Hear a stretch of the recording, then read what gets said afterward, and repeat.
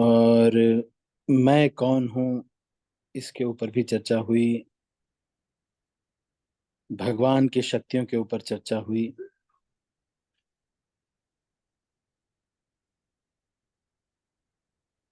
तो हम आगे अ,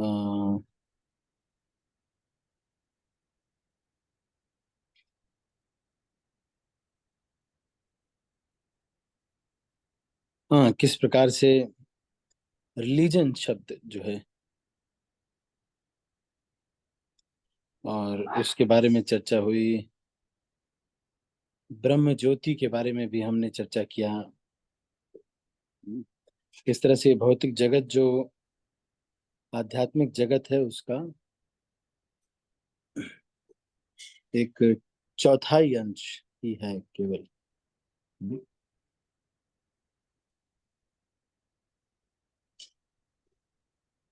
ठीक है। तो हम यहाँ पे पढ़ रहे थे कि वास्तव में हम अपने शरीर से नहीं, अपितु अपने मन तथा बुद्धि से कर्म करते हैं। अतएव यदि मन तथा बुद्धि सदैव परमेश्वर के विचार में मग्न रहे, तो स्वाभाविक है कि इंद्रियां भी उनकी सेवा में लगी रहेंगी। इंद्रियों के कार्य कम से कम बाहर से तो वे ही रहते हैं, लेकिन चेतना बदल जाती है। भगवत गीता हमें सिखाती है कि किस प्रकार मन तथा बुद्धि को भगवान के विचार में लीन रखा जाए। ऐसी तल्लीनता से मनुष्य भगवत धाम को जाता है। यदि मन कृष्ण की सेवा में लग जाता है, तो सारी इंद्रियां स्वतः उनकी सेवा में लग जाती हैं। यह कला है, और यही भगवत गीता का रहस्य भी है। आपको एक कहानी सुनाता हूँ। आप ध्यान से सुनिएगा, है ना।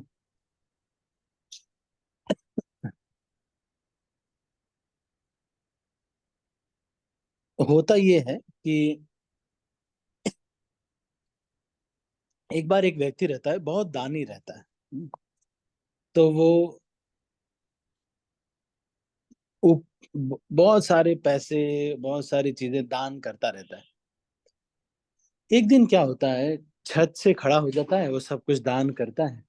और दान से वो सब लोग लेके चले जाते हैं, गेहूं चावल जो भी देता है। फिर लेकिन वो सारी चीज ले करके लोग चले जाते हैं, कोई उसको थैंक यू नहीं बोलता। तो वो फिर क्या करता है, अ, सोचता है कि क्या करना चाहिए। तो एक ब्राह्मण से पूछता है, ब्राह्मण जवाब देता है कि आप ऐसा करो, थोड़ा बहुत उनको आ, कभी कभी पत्थर भी फेंका करो। तो वो अ, ब्राह्मण उनको कुछ फिर वो क्या करता है, वो धनी व्यक्ति ऊपर से कुछ पत्थर फेंकता है। तो लोग नीचे से चिल्लाने लगते हैं, आ आ ऐसे चिल्लाने लगते हैं। तो जो तो फिर कम से कम वो जो व्यक्ति है, वो बहुत संतुष्ट होता है कि चलो कम से कम इतना तो है कि कोई कम से कम उधर से रिस्पांस तो आने लगा। लोग ये तो कहने लगे कि है क्यों ऊपर से फेंक रहे हो, क्यों फेंक रहे हो। उसी तरह से इस संसार में जब कष्ट आता है, तो कम से कम लोग ये तो देखते हैं कि भगवान तुमने मेरे साथ ऐसा किया। तो भगवान इसीलिए कष्ट इस संसार में देते हैं कि किसी व्यक्ति को भगवान का स्मरण तो आए कम से कम। क्योंकि उसको कई बार ऐसे कष्ट आते हैं जिसकी उसको पता नहीं होता कि ये क्यों हो रहा है। जैसे किसी को ब्लड कैंसर हो गया, या फिर किसी को आ, ऐसे ही घर परिवार में बहुत सारे कष्ट होते रहते हैं, बहुत सारे सुख भी ऐसे ही आते रहते हैं। तो इससे हमको ये विश्वास होता है कि भगवान, वो व्यक्ति फिर ऊपर देखता है कि नहीं भगवान तुमने मेरे साथ ऐसा किया। तो अब सिद्धांत ये सीखने वाली बात है कि माया देवी उस व्यक्ति को थप्पड़ मारना कम कर देती है जो कृष्ण की शरण ले लेता है, कृष्ण से प्रार्थना करता है, उनका नाम का जप करता है।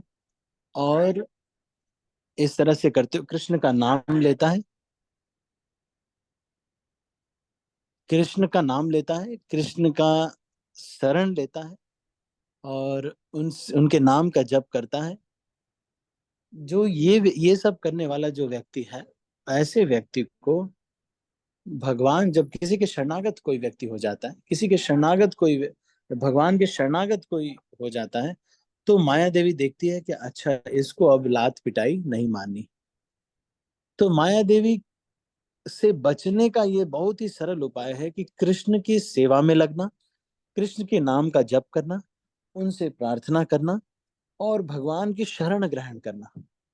कितनी भी क्रिटिकल सिचुएशन आ जाए, कैसा भी क्रिटिकल सिचुएशन आ जाए, कितनी भी क्रिटिकल सिचुएशन आ जाए, अगर हम भगवान से प्रार्थना करते हैं तो भगवान तुरंत हमको मदद करते हैं, तुरंत।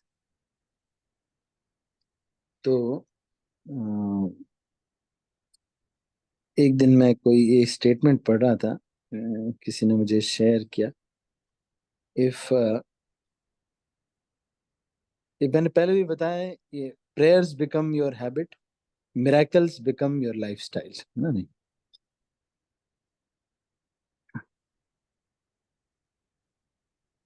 एक और मैंने सुना, prayer is the bridge between panic and peace.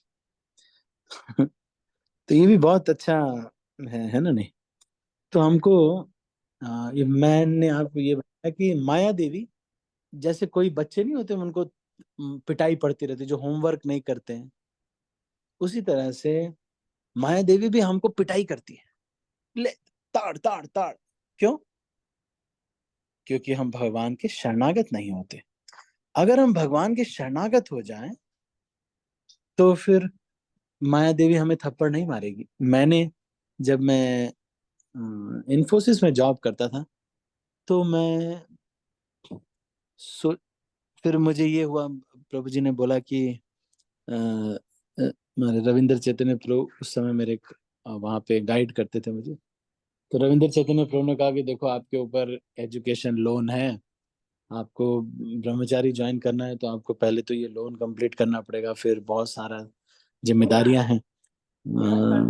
तो उन्होंने कहा कि अभी मैं 38,000 40,000 मुझे मिलता था। तो उन्होंने कहा कि यू नीड एटलीस्ट एक जॉब आपको चाहिए कम से कम 65,000 की।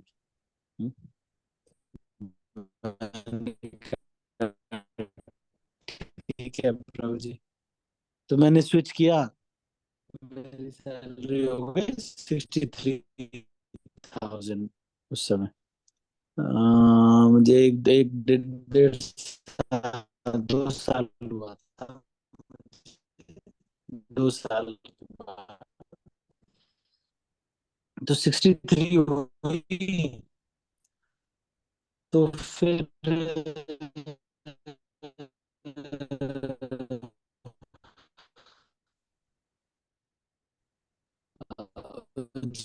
हरे कृष्णा प्रभु जी, दंडवत प्रणाम प्रभु जी, नेटवर्क नहीं आ रहा प्रभु जी।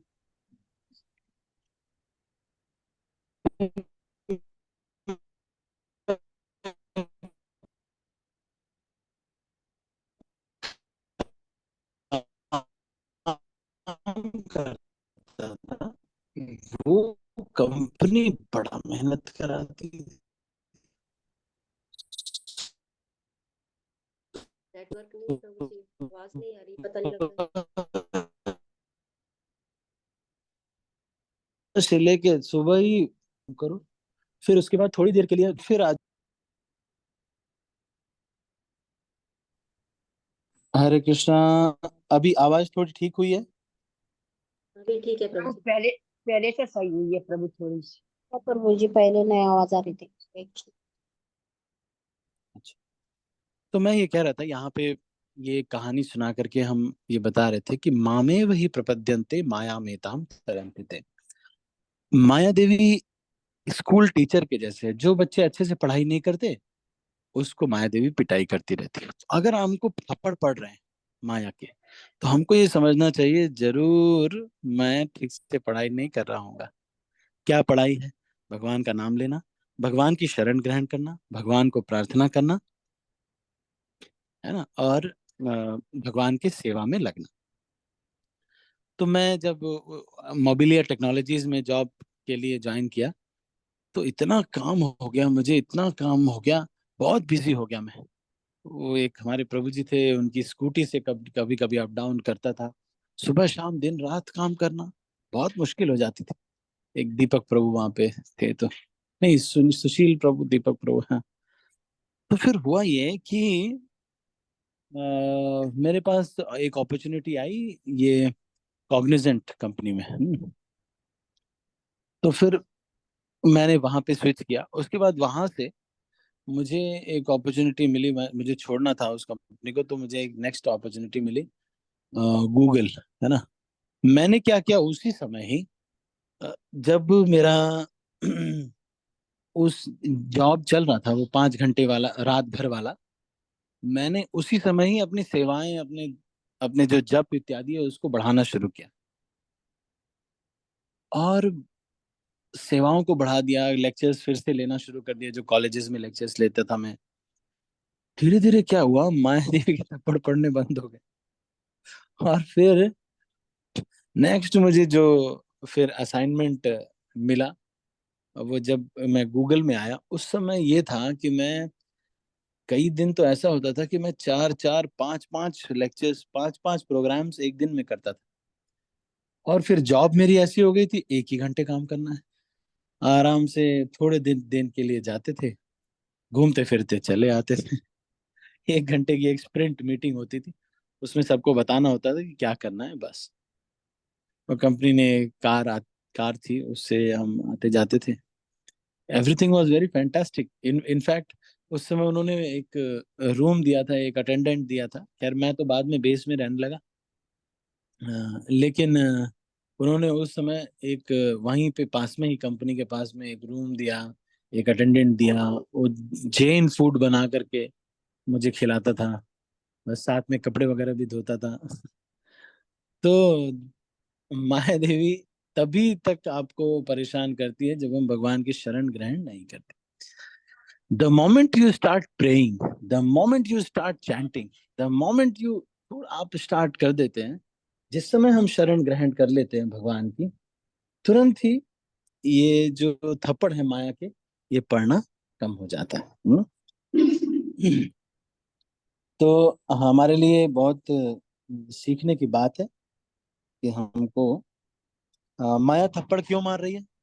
हमने कृष्ण की सेवा में हम ज्यादा लग नहीं रहना, इसीलिए माया और थप्पड़ मारती रहती है। लेकिन अगर हम कृष्ण की सेवा में और लगते रहे, भगवान में ही लगते रहे, तो माया देवी कहती है, भाई ये क्यों मारती है माया देवी, कि चलो भगवान की तरफ देखो, भगवान की तरफ देखो, चलो चलो भगवान की तरफ देखो। अब थप्पड़ पड़ रहे, क्यों पड़ रहे, भगवान की ओर हम उन्मुख नहीं हो रहे हैं। जैसे ही हम भगवान की ओर उन्मुख होंगे, तो माया देवी के थप्पड़ पड़ना धीरे धीरे कम हो जाता है। वही कार्य है धीरे धीरे आसान हो जाते हैं। तो क्या 4 चीजें मैंने बताई? एक तो कभी भी किसी भी स्थिति में प्रार्थना करना। दूसरा चीज भगवान का नाम लेना। तीसरा चीज भगवान की सेवा में लगे रहना, सेवाएं नहीं रोकना, सेवा में लगे रहना।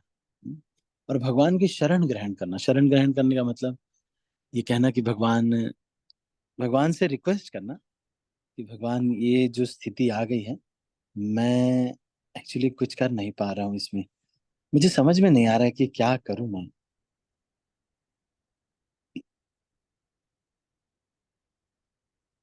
तो आप इस स्थिति को संभाल लीजिए। ये सामने वाले व्यक्ति बहुत चालाक हैं, मैं तो छल कपट नहीं करना चाहता, लेकिन ये बड़े छल कपट करते हैं, मेरे बारे में बहुत कुछ बुरा भला भी कह दिया। और और साथ में जो है बहुत कपट भी करते हैं। और बड़ा ये हम, इसका रिस्पांस देने के लिए हमको भी कपट करना पड़ेगा। एक बार किसी ने मुझे, मैंने किसी को डांटा था, तो उन्होंने कॉल रिकॉर्डिंग सुना दी। ऐसे वो भी कभी अ, उन्होंने गलतियां की हैं, लेकिन मैंने कभी किसी की कॉल रिकॉर्ड नहीं की थी। मैं ना ही मैं कभी रिकॉर्ड करता हूँ कोई कॉल। तो फिर उन्होंने, अब मैं सोच रहा था कि अगर इनको रिस्पांस देना है, तो फिर मुझे कॉल रिकॉर्डिंग करनी पड़ेगी इनकी भी। फिर मैंने सोचा अगर मैं भी रिकॉर्डिंग करूंगा तो मेरे और इनमें क्या अंतर रह जाएगा। तो मैं भगवान से प्रार्थना किया कि भगवान इनको सद्बुद्धि दीजिए कि ये सम वैष्णवों जैसा व्यवहार करना चाहिए। और धीरे धीरे सब कुछ ठीक हो गया, क्योंकि भगवान अब प्रॉब्लम सॉल्व कर रहे हैं ना, हम नहीं सॉल्व कर रहे, भगवान प्रॉब्लम सॉल्व कर रहे। तो वो बहुत अच्छे से करेंगे, उनका हृदय भी परिवर्तन होगा, सब कुछ होगा। साथ में वो ये भी जानेंगे कि भगवान, हमारी भी भक्ति भी ठीक रहेगी, कोई दुश्मनी भी नहीं। तो अगर कुछ स्टेप उठा सकते हैं तो स्टेप उठाना चाहिए। जो प्रयास हम कर सकते हैं अपने स्पिरिचुअल गाइड से पूछ करके कि ये करें ये करें। लेकिन अब कोई कुछ कर रहा है तो हम उसका रिस्पांस उसी के जैसे नहीं दे सकते। तो ठीक है, अभी हम इसको यहीं पर समाप्त करते हैं। आज हमने श्रीमद् भगवद गीता के, तो कल ये भूमिका शायद जितना जो हमने उतना जितना हमने पढ़ा वो हम हो जाएगा। और इसके बाद फिर हम, अच्छा हाँ, एक दो दिन में ये समाप्त हो जाएगा, फिर हम डिटेल में एक एक श्लोकों पे भी चर्चा करेंगे।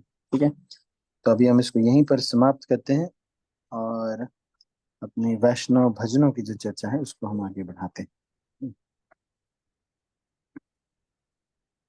तो